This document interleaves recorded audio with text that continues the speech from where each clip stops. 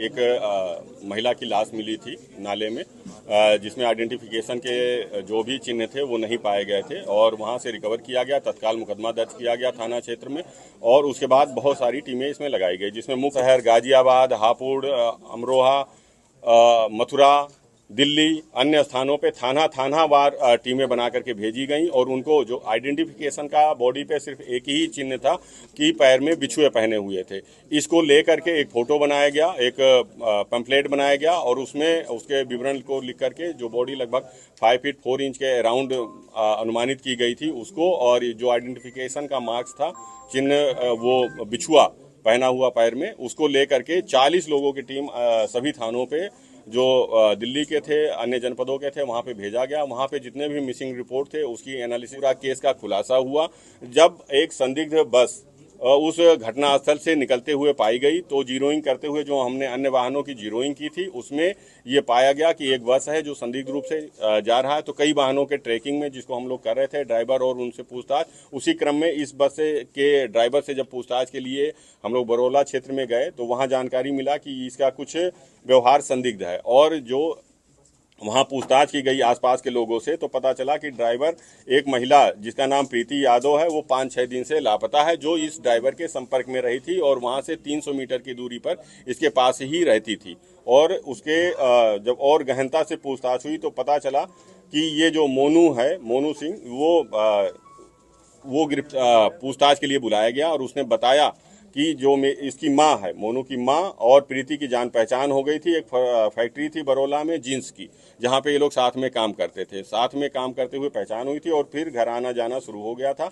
इसके बाद लगातार इसके घर आती थी। वहीं पे जो मोनू था उसका प्रीति से अनैतिक संबंध बन गया था, अनैतिक संबंध बन गया और लगातार वो इस पे दबाव बनाने लगी। चूंकि 2-2.5 साल से ये संपर्क में थे, आपसी संबंध चल रहे थे और उसके बाद इसके भी बच्चे थे, उसके भी बच्चे थे जो साथ में रहते थे। इसके परिवार में चूंकि नज़दीक में रहना था, आना जाना था और इसके 2 बेटी और 1 बेटा था मोनू सिंह के।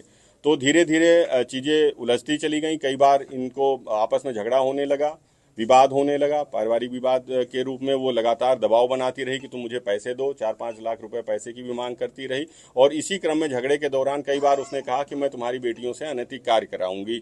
उसको कहीं ना कहीं इस बात का दुख हुआ कि ये हमारे परिवार से, हमारी बेटियों से अनैतिक कार्य करवाएगी। तो इसलिए कई दिनों से वो ये प्लानिंग में आ गया कि महिला इतना प्रताड़ित कर चुकी है मुझको कि इसे रास्ते से हटा दिया जाए, जैसा कि उसने पूछताछ में बताया। इसने कई दिनों से सोचा, फिर एक दिन इसको बुलाया महिला को, उसके घर गया दिन में और वहां से एक गड़ासा जो मछली मुर्गा काटने वाला था उसको लिया और महिला को बुलाया कि तुम भी आओ। और एक बस में इसने उसको बैठाया, जो ये बस चलाता था, एक सत्संग के उसमें चलाता था। ये बस में बैठाया करीब 3-3:30 बजे के आसपास और लेकर के निकला। वो आकर के एक सीएनजी पेट्रोल पंप है जो घटनास्थल से दूसरी तरफ पड़ता है थोड़ी दूर पे, वहाँ पे रुका। उसने स्वयं के लिए एक पराठा लिया और महिला के लिए मैगी लिया। वहाँ पे दोनों अंदर, केवल 2 ही लोग थे उस बस में और एसी बस चुकी थी और उसमें डार्क ग्लासेस लगे होते हैं, तो वो एसी बस थी। वहाँ पे इसने उसको खाने के लिए कहा। वो खाने में थोड़ा नानुकुर कर रही थी और उसी में झगड़ा फिर से पुनः इन लोग का स्टार्ट हो गया। दोबारा जब झगड़ा स्टार्ट हुआ तो उसको, इनकी बेटियों को पुनः उसने प्रोवोक किया कि तुम्हारी बेटियों से अनैतिक कार्य कराएंगे। इसी बात को लेकर के बहुत ज़्यादा गुस्से में आ गया और जो छुपा के उसने चापड़ रखा हुआ था उससे उसका एक झटके में गला काट दिया। गला काटने के बाद लगातार उसने उस पर कई वार किए। पहचान के जो भी चिन्ह थे इसने ये पूछताछ में बताया कि इसको लगा कि फिंगरप्रिंट से या आइरिस से या चेहरे के मिलान से पहचान हो सकती है। तो इसने फिर पूरा कई वार करके गला काट दिया, सर हटा लिया वहाँ से और पंजे भी दोनों हाथ के काट लिए। उसको लेकर के और उसके महिला के सारे कपड़े एक झोले में भर लिया और महिला को नाले में ही वहीं पे फेंक दिया। उसके बाद बस को ले गया और गाजियाबाद में एक सिद्धार्थ बिहार कॉलोनी है, वहाँ पे इसने बाकी के सामान, जो बाकी बॉडी पार्ट्स थे उसने झोले में जो रख रखा था, उसको वहाँ रख करके उसको एक बार कुचला।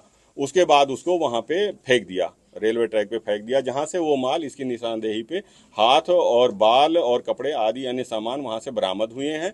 और उसके बाद जितने भी वाहन थे और सामान थे उनका फोरेंसिक टेस्ट कराया गया तो उसमें ह्यूमन ब्लड के स्टेन पाए गए हैं। वो स्टेन ह्यूमन ब्लड के पाए गए हैं। उसको अब गिरफ्तार किया गया है, बरामदगी सुनिश्चित की गई है और अब इसको जेल भेजा जा रहा है, विधिक कार्रवाई की जा रही है।